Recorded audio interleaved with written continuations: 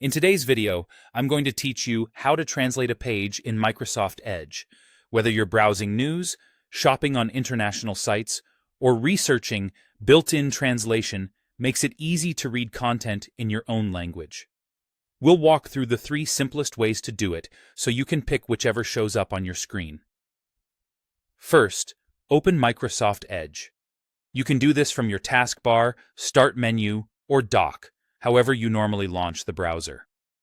There are several ways to translate a page, and Edge often helps automatically. When you land on a page that's in a different language than your default, Edge usually displays a translation banner near the top of the window. Look for the bar that identifies the detected language and your target language. Click Translate, and Edge will convert the entire page in place. Images, buttons, and links stay where they are. Only the text changes. If you want to compare, you can switch back to the original language from that same banner at any time. This is great for quick comprehension without leaving the site. If you don't see the banner, don't worry. Check the address bar on the right-hand side for the translate icon. It looks like 2 characters side by side. Click that icon to open the translation menu. You'll see the detected language and your preferred language. Choose Translate, and the page updates instantly.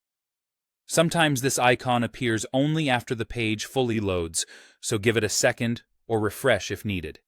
If you still don't see the icon, you can access the same feature from the main menu. Click the 3 dots in the top right corner of Edge to open the browser menu. From there, select Translate. This triggers the same translation controls, letting you translate the entire page even when the banner isn't visible. A few quick tips as you use this. Translation works per page, so if you navigate to another article on the same site, you may be prompted again.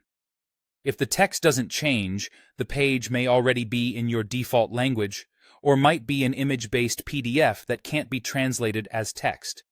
And if you regularly read sites in another language, the banner includes options to keep the original or always translate in the future. That's it.